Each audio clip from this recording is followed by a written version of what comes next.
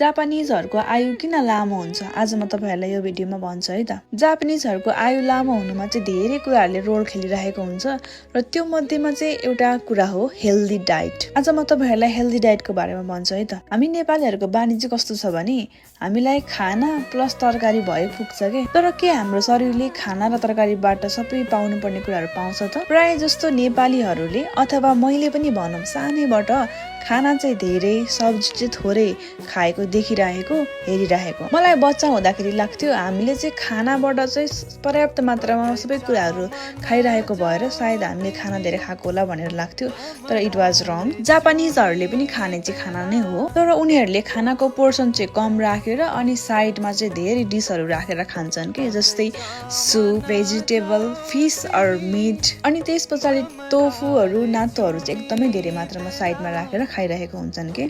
यसले गर्दाखेरि चाहिँ हामीलाई फाइबरदेखि लिएर प्रोटिनदेखि लिएर एभ्री कुराको ब्यालेन्स डाइट भइरहेको हुन्छ। यो कुरालाई तपाईले डेली ह्याबिटमा इम्प्रुभ गर्नुभयो भने तपाईलाई रोग लाग्ने सम्भावना कम हुन्छ र स्वतः तपाईको आयु चाहिँ लामो हुने सम्भावना धेरै रहन्छ।